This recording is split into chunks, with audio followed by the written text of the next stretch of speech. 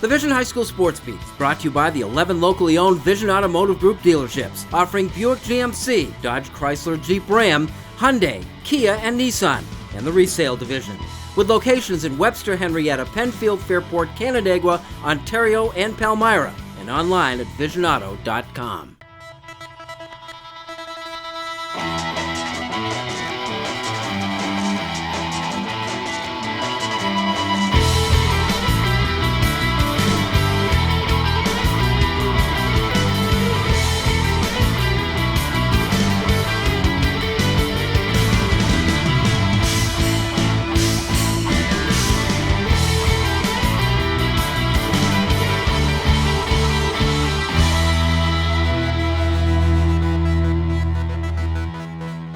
Hi everyone, and thanks for joining us. This is the Vision High School Sports Beat, and I'm Bill Pucko.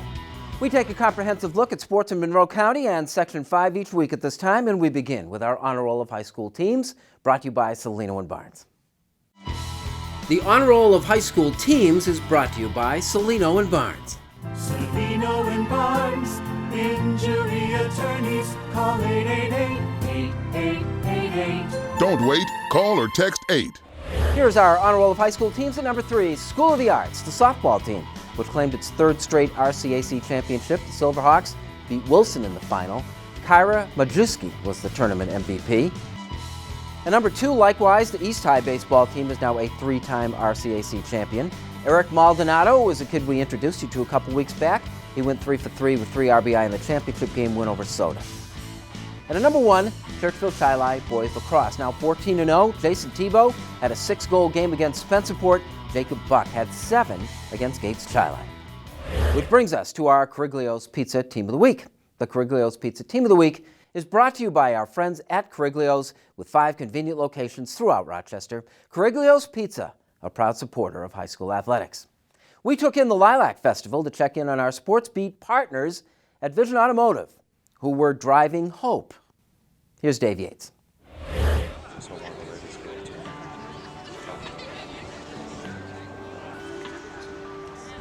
The Vision Automotive Group is in the business of selling cars, trying to get people driving something they will be happy with. But during the 2 weeks of the Lilac Festival, the bottom line was not the top priority for Vision. The focus was on 4 letters, 1 word, and thousands of handprints to represent this community's commitment to battling cancer. They were driving hope, collecting donations one hand at a time. Isn't about selling cars, because it's not always about selling cars. It's giving back. It's we're your neighbors, we're your family, we're your friends. Our kids play soccer together. Our kids play lacrosse. That's why we've always been supporters of the high school sports beat. And, we wanted to be able to really bring something to the table to give back and create something that was really out of nothing. Starting with nothing and creating this took a great deal of work, more than 60 hours by a single carpenter. But the effort was well worth it, and that was demonstrated on more than one occasion. This older couple came up and they said, we would like to have our hands painted. So I said it was $2 a handprint for adults, and he handed us a $50 bill. And I said, hold on one second, let me get you your change. And he says, absolutely not. What you guys are doing for the community is fantastic, and it really touched us because it's showing, it is getting to that level. It is going above and beyond. If there was anyone who personified the battle with cancer in our area, it was Courtney Wagner, the young girl from Canandaigua who made national headlines with her courageous fight. Her relationship with Vision is another reason this project came to pass. Courtney was actually someone special for us. When we opened our Hyundai Canandaigua store almost 3 years ago, Courtney was our Hope ambassador for that opening, and she actually, instead of a traditional ribbon cutting, she actually placed her handprint on the actual dealership and did some memorable stuff for us. So it's always etched in our hearts, and what Courtney brought to the table and showed everybody how to continue on and move forward. Shine from me, miracle, shine from.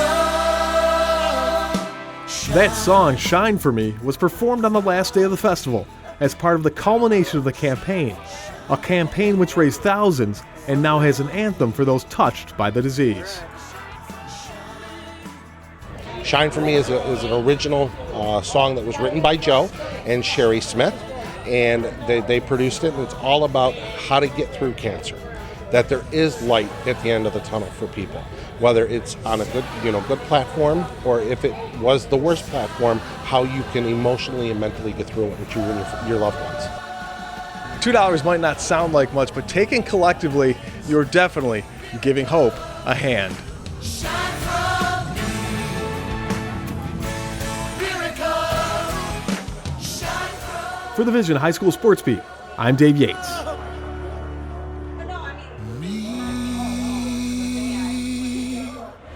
When we return, he could be one of those kids we'll say, I knew him when, about cruise control. And Kim Burnson joins us with our Wegmans Making the Grade nominee when the Vision High School Sports Beat continues.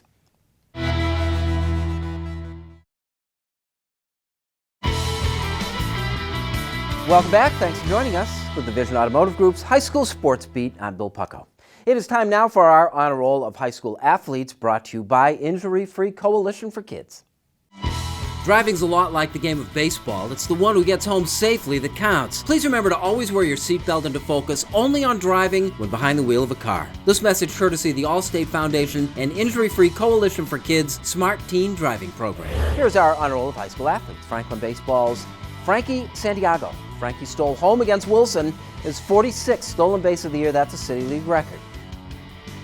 And number 2 from the Victor girls lacrosse team, Emily Howershuk, had a 7-goal game against Brighton. That win put the Blue Devils above 500 finally at 8-7. And at number 1, the championship Brighton tennis doubles combo of Josh Marvald and Ryan Gow claimed the Class A sectional crown with a 3-set win over Pittsford Mendon. And now the Parisi Speed School presents our Athlete of the Week. Parisi Speed School wants you to be prepared for your next season. Visit ParisiRochester.com, or you can call 585-381-3278 for a free evaluation. Parisi Rochester, trained to win. He could be the area's next big thing. Actually, he's pretty big already. DeSoto for cruise control.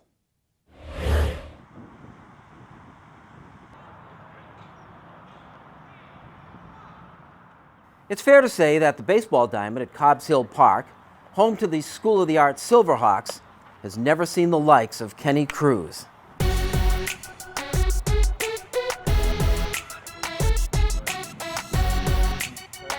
He's got it all. He's got the whole package. He's got speed. He's got baseball sense and knowledge of the game. His arm is unbelievable, and he can track down any baseball. And the best part is he's a good teammate. He's very humble. Whether he has a bad at-bat or he does well, you can't tell the difference. He always has a cool demeanor towards him, and he takes these other guys under his wing, and he makes them better. Still, Cruz is a man among boys. He's 6'3", 205 pounds, with the look of the professional ball player he may soon be. The professional baseball draft is next month. Don't be surprised to hear Kenny's name called. Hey, get in front of that! I would say my favorite team is the Toronto Blue Jays. Nice. Their lineup is stacked. They have all my favorite players. So that's the team I would ultimately love to play for. But of course, if I was to get drafted, any team would be completely fine with me. He carries a .455 batting average. He has an on-base percentage of close to 60. Stole 25 bases and struck out just twice. A middle infielder who has also pitched effectively, Kenny's future is as an outfielder, which isn't all he has going for him. Cruz will graduate as the School of the Arts senior class valedictorian. My mom and my dad, they're big on having good grades. It's not all about sports. I just won an award last year for having the highest GPA in the school district. So I'm not only an athlete, but I'm kind of a nerd also. What's really unusual about Kenny Cruz is where he is. At a city school, players with his raw ability generally find their way to other places. Cruz made a statement by staying where he was. It's beautiful. It's bottom line. I'm glad I was able to see Kenny come in through the program. He's been here since 8th grade. Once we spotted him at 7th grade, the modified coach tried keeping him down, and then once we saw him, he was so much bigger than all the other kids. My JV coach went down, pulled him up, and then I think he only played 1 year of JV, and then I scooped him up and I brought him to varsity since then. You opted to stay, in the City League, which has its own set of challenges. What has this been like for you? It's been fun. I mean, I went to Aquinas for a few days. I actually miss the city a lot. I mean, all the guys are fun to play with, and I mean, I love my teammates a lot. I have all of my best friends are in the city, so I just decided to stay in the city. So the bottom line is you just like it here. Yeah, I just love it. I mean, they say all the good baseball players, good basketball players should all go to private schools and things like that, but it's not always like that. Soda on three, soda on three. 1, 2, 3, soda! Whatever his fate in the June baseball draft, Cruz has a scholarship offer from Rutgers in his back pocket, where he'll major in exercise science and represent Rochester. Every now and then you have that kid who comes out of the city, and like me, I'm very happy about that. And it's just city sports in general are very underrated, so I'm happy to be able to just kind of make a statement and give the city a good name.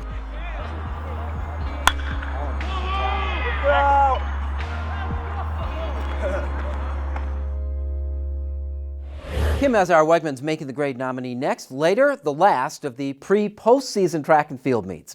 It's in Rush, and it's our Dunkin' Donuts All-Sport High School Game of the Week, when the Vision High School Sports Beat continues.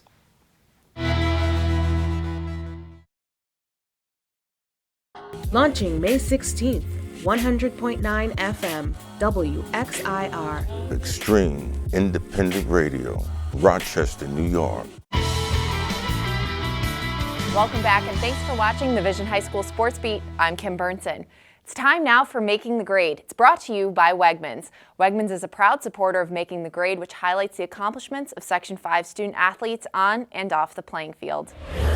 Making the Grade this week is Cole Guest of Penfield. As a 4-year member of a successful Penfield varsity lacrosse program, Cole has defined his role as a leader and as a captain on the team in his senior season. He wears the number 36 and is a defenseman and long-stick midfielder on the team. In the offseason, he's been a member of the Blaze Travel Lacrosse Club and represented Penfield along with Western New York at the Brine National Lacrosse Classic. Cole also stands out in the classroom. As a New York State Scholar athlete, he's enrolled in multiple AP classes and maintains his grades as a member of the National Honor Society. Through NHS, he does his volunteer work with in-school projects and in the community. Last year as a junior, he considered several schools before announcing his commitment to play lacrosse at Lemoyne College on a partial scholarship. Even more impressive, he plans to study biology or pre-med with the goal of becoming a physician's assistant further down the road. Nominated by his lacrosse coach for standing out among his peers, this week Penfield's Cole Guest is making the grade.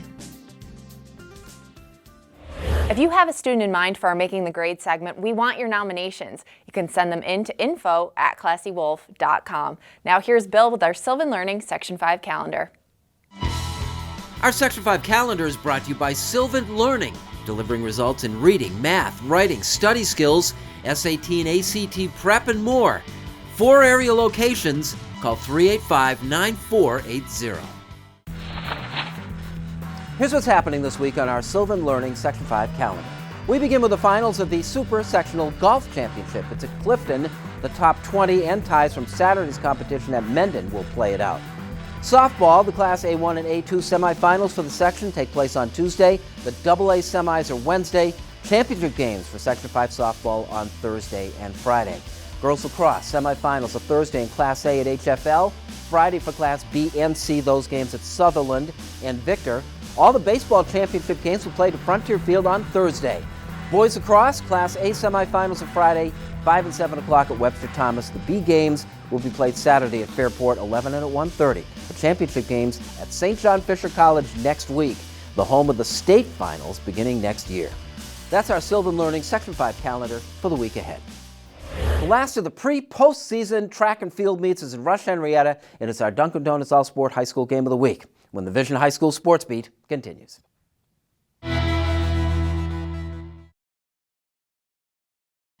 Sign Impressions is more than just signs. It's a total graphics company. Embroidery, screen printing, team apparel, t-shirts, jackets, hats, and of course banners and signs. Visit signimpressions.com. Call us at 723-0420 to order your team or corporate apparel.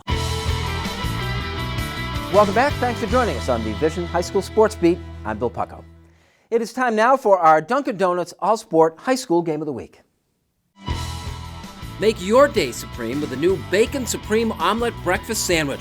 Loaded with peppers, onions, potatoes, and topped with 2 slices of cherry wood smoked bacon and cheese, all in a freshly baked croissant. America runs on Dunkin'. 41 teams, 1,100 participants, 1,700 entries. Those are the raw numbers from the last big pre-postseason track meet of the year. It's our Dunkin' Donuts All-Sport High School Game of the Week from Rush Henrietta.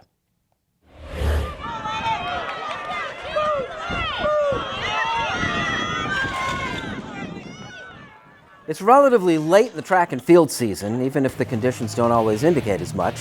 The Rush Henrietta Invitational is the last of those pre-postseason events on the calendar. One last chance to get your athletic act together. We wanted to put a quality meet together going into the championship season and get the elite kids in here, go head to head, really look at all the different rules that they have to go with, jewelry rule, uniform rule, and make sure that we get all the kids in compliance and really get the everything set going in forward to those championship meets so that nothing's going to be a shock to them when they get to that level. An upset in the boys' 110-meter hurdles as Brockport's Jayon Frater edged out Wilson's Kelly Brown to win for the first time in that event this year. I've been struggling with my start a lot lately, so I was trying to make sure I had a really strong start, and I think I can do a little bit better with that, but I think I came out hard, and just the way I attacked the hurdle, kind of pulling ahead, and he stumbled a little bit, so I tried to take advantage of that. So, going into the big meets, having a win over Kelly is pretty impressive, don't you think? Yeah, a lot of people talk about him, and it's a good rivalry. Somebody that challenges me, so trying to beat him is something that really motivates me. Thwarted in the hurdles, Brown claimed the 100-meter race in a time of 11.50 seconds, a half second ahead of Jaquil Baxter of Robert Brown. Some athletes race not against the field, but the clock. Rush Henrietta sprinter and long jumper Lene Tava Thomas is one of those. Her goal is to run the 100 meters in under 12 seconds. Conditions made that unlikely and ultimately won out. A little bit of a headwind. I mean, we hardly notice it, but that was a big deal for you, isn't it? Yes. Yes, it was. It was very hard. Look, we're on the verge of, all the big meets, the leading up to states. What are your target goals this year? I just want to get a good time seeding for nationals. I just want to do really good at states and just go there and get the push, and hopefully it's good weather, so. The boys' 3,000-meter steeplechase featured a pair of runners separating themselves from the pack early and running what was essentially a match race. Junior Paul Soflita of Greece Arcadia and senior Drew Schmidt of Brighton. While both maneuvered the dreaded water pit without incident in the early portions of the race, it ultimately played a role when Schmidt, trying to pass Soflita on the last lap, fell in the process. The Arcadian won.